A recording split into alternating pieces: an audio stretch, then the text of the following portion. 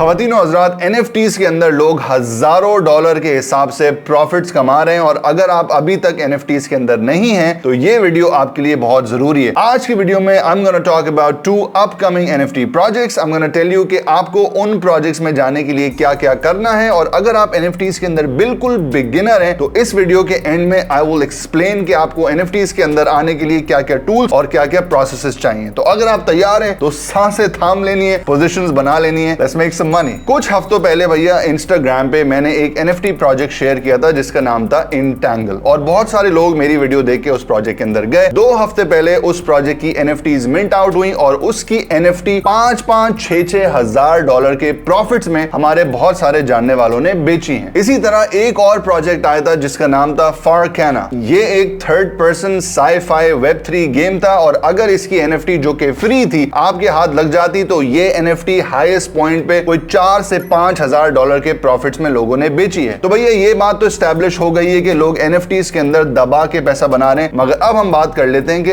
आप इसके अंदर क्या करेंगे। 2 प्रोजेक्ट्स हैं जिनको मैं डिस्कस करूंगा। नंबर 1 है बिट्सक्रंच। बिट्सक्रंच एक ऐसा NFT प्लेटफॉर्म बिल्ड कर रहा है जो कि डेवलपर्स को NFT एप्लीकेशंस और NFT डैप्स बनाने के अंदर हेल्प करेगा। इनकी बैकिंग के ऊपर एनिमोका ब्रांड्स के नाम से एक बहुत बड़ी कंपनी है जो कि Web3 खासतौर पे Web3 गेमिंग के अंदर एक बहुत बड़ा नाम है और इनके जितने भी प्रोजेक्ट्स इस वक्त रिलीज हुए हैं उन सब प्रोजेक्ट्स के ऊपर प्रॉफिट्स लोगों ने बहुत सारे कमाए और उनकी वैल्यू मार्केट के अंदर बहुत ज्यादा है। इस प्रोजेक्ट की सबसे मजे की बात यह है कि इस प्रोजेक्ट की ना सिर्फ NFTs रिलीज होंगी बल्कि इनका एक टोकन यानी कि एक क्रिप्टो कॉइन भी रिलीज होने जाएगा। अगर आपको कभी कोई डेवलपमेंट ऐप बनानी है या NFTs के अंदर कोई भी आपको डेवलपमेंट करनी है तो ये प्लेटफॉर्म और इसके प्रिविलेजेस एक्सेस करने का तरीका सिर्फ और सिर्फ एक NFT होगी। इस प्रोजेक्ट की भैया इस वक्त मार्केट के अंदर काफी ज्यादा हाइप है। इनकी जो मिंट है वो फ्री होगी यानी कि खरीदने के लिए आपको कोई पैसे नहीं देने। सप्लाई इनकी काफी लिमिटेड है और मिंट डेट अभी तक अनाउंस नहीं हुई है तो आपके पास टाइम है कि आप इनके सोशल्स पे जाएं, इनकी एक्टिविटीज में पार्टिसिपेट करें, इनके गिवअवेज और कॉम्पिटिशंस के अंदर जाएं ताकि आपको इस NFT को मिंट करने के लिए एक व्हाइट लिस्ट या एक स्लॉट मिल जाए। दूसरा अपकमिंग NFT प्रोजेक्ट है क्लैश हब। ये भैया एक ऐसा प्ले टू अर्न प्लेटफॉर्म है जिसके अंदर आप अलग अलग डिफरेंट NFTs को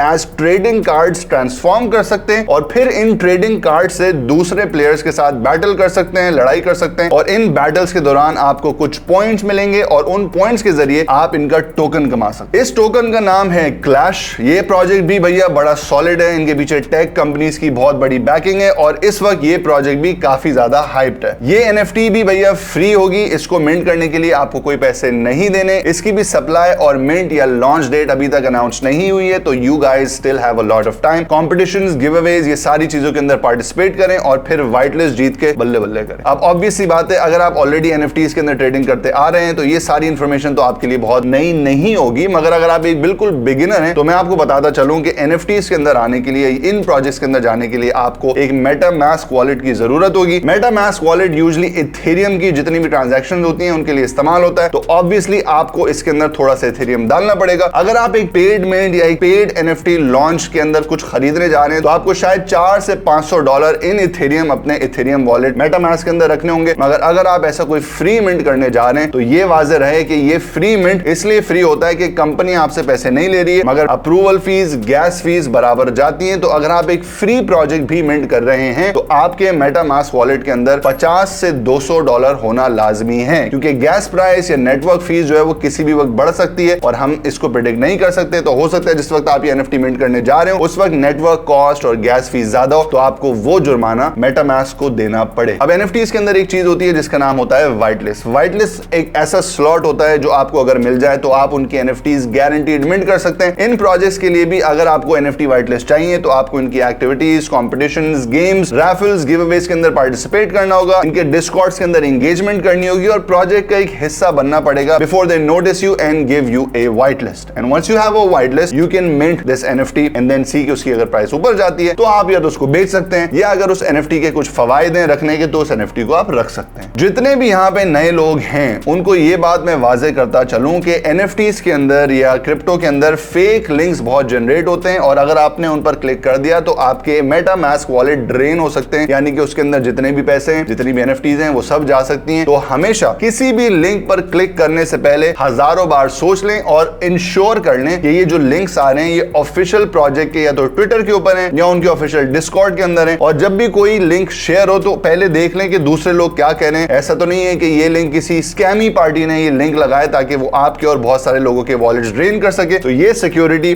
और इसका ख्याल रखना ऑब्वियसली आपकी जिम्मेदारी है। उम्मीद करता हूं ये सिंपल इंफॉर्मेशन आप सबको समझ आ गई हो। अगले एपिसोड तक के लिए इजाजत दीजिए। This is me Ram Mustafa signing out. Take care. अल्लाह हाफिज।